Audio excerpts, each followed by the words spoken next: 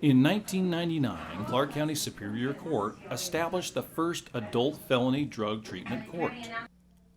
Over the past 25 years, more therapeutic specialty courts have been added, offering treatment and other recovery support services.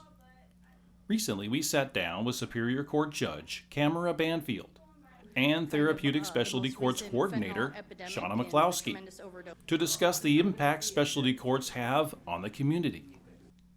Hello, I'm Jim Demo with Clark County Close-Up. Thank you so much for meeting with us today. Thank you for having us, yeah. Shauna, let's start with you. Looking back 25 years, why was the first drug court created?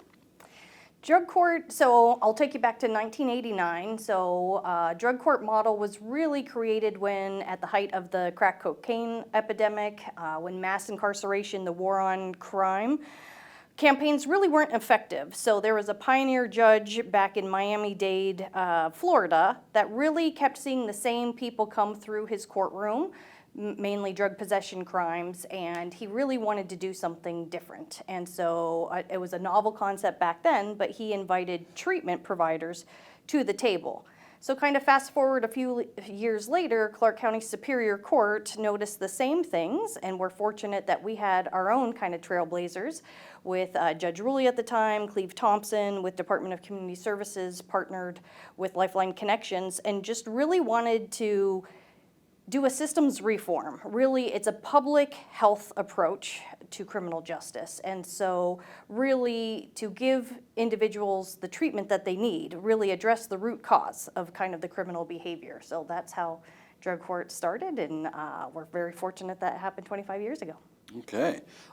So you kind of explained this, but overall, what's the mission of drug court?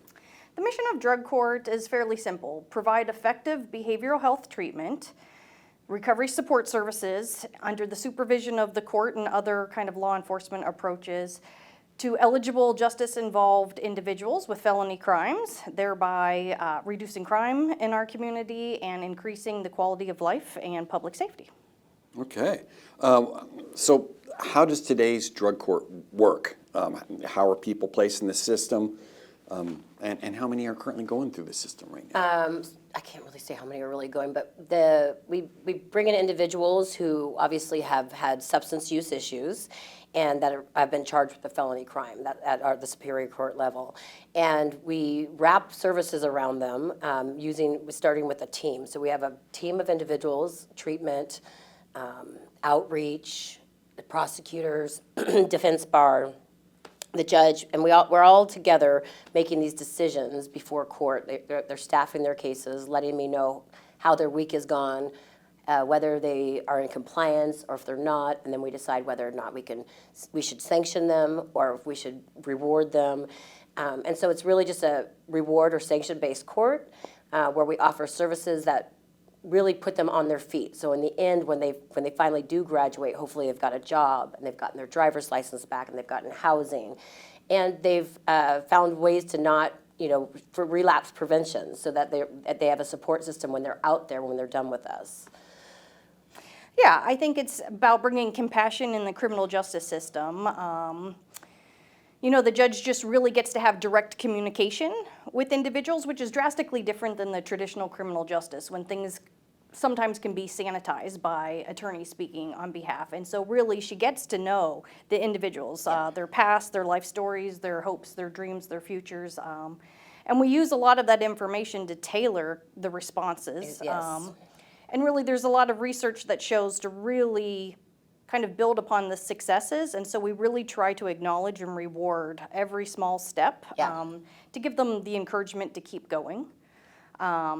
We do it in phases. Would you want to explain the phase? Yeah, so it's a 4-phase structured model. Each builds upon its own. So in the beginning, it's kind of a part-time job. It's about 15 hours worth of dedication to going to treatment groups, outside self-help meetings, and court. Are people automatically placed in there, or do they opt in? They opt in. Okay, okay. And so what's really interesting to know, and I think Shauna had mentioned like the Trailblazers, well, here in our location, Art Curtis was the prosecutor at the time, and it's the prosecutors are the gatekeepers, so if they choose not to allow a case in, the case doesn't get to go in. So we have a referral process. Defense bar reaches out to the prosecutor, indicates that their person wants drug court. A lot of time, we're always constantly trying to make that a better system. So we actually have employees from Clark County who are reaching out to people while in jail right away to try to get the word out that these are the options. And we have a pretty good reputation in the jail now as well. So a lot of people are just asking for it because they see their people that they've spent time with, either in prison or out on the streets. They see them getting healthy, they want to do that too, and they see the compassion, and they want to be treated that way too. And it's like Shauna was saying, regularly a judge is sentencing and they're lecturing and this, but I'm finding out about who's in their family and what their interests are and trying to help them see a world that they didn't see before. So it's really an intimate conversation. Okay, and I'm sorry, I interrupted you. You were talking like 4 steps? Yeah, 4 phases. 4 phases. And so there's just a lot of prescribed set of requirements. Treatment groups, office visits, home visits by law enforcement, drug and alcohol testing. They have to call every single day. It's on a random color system, so they never know. And we have different methods of drug testing as well. So we have oral swabs, urine, sweat patches. So we really try to get creative, keep them kind of On their toes. And really that's the supervision technique of it. And really drug court is for serious nonviolent offenders. These are mainly property crime individuals, and currently we average about 75 participants. Part of that is because we have other therapeutic court programs that we really try to place them in Where they the fit program best. that we Yeah. feel is best for that. And then, of course, the Blake decision with drug possession charges no longer being a felony kind of reduced some of the caseload. Okay. So how long does it take someone to graduate from drug court? And you kind of talked a little about what they have to do. Yeah, so it's a minimum of a year long to go through the 4 phase, and that's really if they do everything on time and perfectly. Which does not happen. And that's not often the case. We had a evaluation done back in 2018 by NPC Research. At that time, the average length of time was 14 months. I would say just due to different drug trends and our program shifting a bit, it's 16 to 18 months. And that's a perfect time period because really it allows them the opportunity not only for us to remove more barriers, again, as Judge mentioned, helping them obtain their driver's license and stabilize their housing, self-sustainability type aspects, but it gives them time to practice that, to demonstrate those skills. Recovery is a lifelong process, and so we often say drug court's really the discovery. It's about planting the seeds, the foundation, and so that 16, 18 months is perfect. Yeah, you find that oftentimes I've found that right before someone's getting ready to graduate, they start making little mistakes, not like a return to use even, and it's almost like they're not ready. They're not ready to be doing it on their own. Self-sabotage. Yeah, they're self-sabotage, but baby self-sabotages, right? Just to kind of keep us around for a bit longer, and when they finally do graduate, they'll even say, I just needed I needed more time. We offer a really good support system, and they have not been in a world like that maybe their whole life. I mean, it's interesting, some of the agencies that we get to work with, but one of them, they have a house where they help people learn housing skills, home skills. Some of these people have been outside of a home for the majority of their life, and some of them, even when they were in a home, it wasn't one that was a supportive home. So they didn't learn the regular living skills that most people learn. So the longer the program takes, sometimes the better. So looking back at your 2023 report, it said since inception, 769 people have graduated from adult drug court. It's amazing. What types of impacts does this have on the graduates as well as the community? Well, hopefully you'll have had an opportunity to hear from some of our graduates, but I mean, we're really changing lives. It's I do family law and juvenile and drug court, and it's the one place I feel like I'm making a difference. And so that's awesome. Then you talk about the lack of recidivism. it's tremendous. And then even when we have people come back in, it's different. It's different the next time. We've interrupted use, we've interrupted the lifestyle. So if they slip back in to our system, they have an idea of where they can go now. And so that's beautiful. So that's hope. And then, and because it reduces recidivism, our community is that much safer. And we're building really good community members. That's the best thing about it. Like what most of these people who make it through our program get in a type of work where they're out there helping other people as well. So it's pretty rewarding. It's amazing. Yeah. Now, does the county provide additional therapeutic courts, and kind of what are the roles? Yeah, so in total, Clark County, we offer 9 therapeutic court programs. So in Superior Court, we house 4 ourselves. So the adult drug court program that we're happy to celebrate 25 years today. We have residential drug offender sentencing alternative, or we commonly refer to it as ResDosa. That's driven by legislation, and it's a sentencing alternative for judicial officers. So it's 2 years of probation, and we back in 2009, we really partnered with the Washington State Department of Corrections resources, where they have up to 6 months of state-funded treatment beds and the supervision of DOC. So we kind of modeled our drug court program with them. And then the 2 other programs within Superior Court are with child welfare agencies. So family treatment court, really where child neglect is mainly driven by parental substance abuse. That program started back in 2006-07. And then our most recent member of the family is our Safe Babies Court program. Again, child welfare involved, but with families where they have at least one child, 0 to 3. Science has shown that 0 to 3 is a critical age group for lifelong development and attachment issues, so we're really trying to do something different. And then District Court has 5 programs. They operate their treatment alternative court, so simply a drug court for misdemeanor level crimes. Then a DUI court. Research has shown that DUI offenders tend to have different demographics, higher socioeconomic levels, more housing stability, employment. And so there's a lot of different treatment approaches and supervision tools necessary to have a separate docket. Then the Veterans Therapeutic Court, in partnership with the VA, complex trauma, and the camaraderie of military veterans, made sense to separate that. Our mental health court program, the primary diagnosis is a mental health disorder.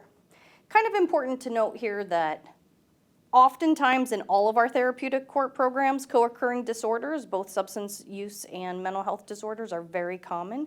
But in drug court, we're looking for individuals where the primary kind of behavior is a substance use diagnosis, and then vice versa for mental health court with mental health diagnosis. And then their recent addition of community court.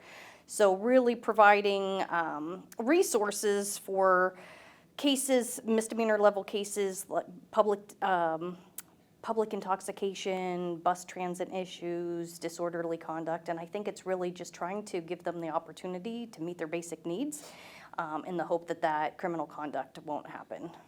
So I'm just seeing dollar signs. Yeah. So has there been a financial analysis on the cost benefits for operating these specialty courts? I'll let you jump in first, and I'll add my 2 cents. Certainly. So in Clark County, we've been very fortunate that we've had federal grants throughout the years, and so we've used those federal grant dollars to hire and contract with these outside evaluators, mainly NPC Research, very renowned over in Portland.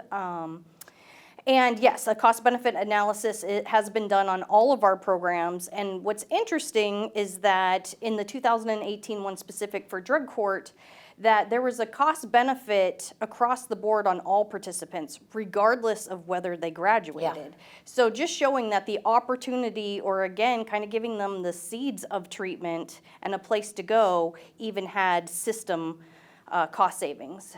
Generally, for $1 invested, $10 savings, so a great investment there. Yeah, that's substantial. When I was a prosecutor and I was in drug court from that angle, the defense attorneys used to always at graduation say how much money was saved during the duration of time. You think about somebody who's supposed to be in prison for 22 months. So expensive, like so expensive. Right. We keep them here, and every resource that we're using is one that's going to build upon the next, and that's going to prevent them from going back to prison. So there's the cost benefit financially, yes, and then also socially, in every way. Okay. It seems over the last few years, drugs have gotten more potent, dangerous, and addictive. How has this ever-changing drug usage impacted the courts? Well, one just logistic is we have to test differently, right? So we have different the testing agencies are constantly having to stay on top of whatever the new drugs are because they're looking for specific and certain chemicals. So there's that. In our drug court, one of the things before you graduate, you have to have like a life skill as a part of it. There's certain things you have to do. One of them is to take a class on Narcan. So because obviously that's now that's the state that we're in now, that people are out having to prevent overdose, and our participants are doing that all the time. Now we do a little game called Plinko in our drug court as a reward, and so when someone comes in and says they saved a life, which you would not think would be that often, but it is.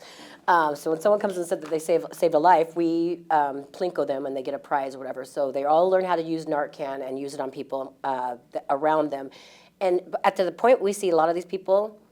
They've lost a lot of people because the world that we have of drugs now is so deadly. So many of them are saying, I don't want to die. I've already overdosed this many times. I don't know if I'll get saved again the next time. I've had to watch my friends die. And so that's really impacted drug court a lot as well. Yeah, I would say, just to expand on that, really, not only do we have to pivot with kind of drug testing practices, but our treatment providers are phenomenal at really adapting to the program needs, the individual needs. So we have a lot more curriculum that's trauma-based, trauma-responsive, gender-specific, and really relationships, family. We're trying to address everything that can, again, it's about getting down to that root cause and not having just a system keep treating the symptoms and really trying to manage the skills of this disease. And we incorporate also a lot of principles, the Substance Abuse and Mental Health Administration, SAMHSA for short. They really talk about long-term recovery is making sure that they've stabilized health, home, community, and purpose. And drug courts just fit naturally with that because with all of the different drugs of choice out there and the trends, we have more recovery homes. Judge Banfield was talking about kind of teaching them even living skills, but homes re-entry from the jail system to give them a place to live before they can kind of look at longer term solutions. So we've really relied on amazing community partners to really give the continuum of care, and really it's about having that community connectedness and building that and purpose. A lot of times, let's say if someone were to miss a group or something, we kind of sanction them because we want them to learn to make sure that they go to where they're supposed to go and they're not wasting somebody else's time. But a lot of our sanctions are like going to a pro-social sober event. And so what we're trying to do is get them out into that world so that they have this connection to that to the other areas of sober life. Well, if people want more information about therapeutic courts, where can they check? So Superior Court has a Therapeutic Specialty Courts website. So I would reach out there. We have our annual reports, all of those cost-benefit analysis that you asked for before it drills down to kind of all that information.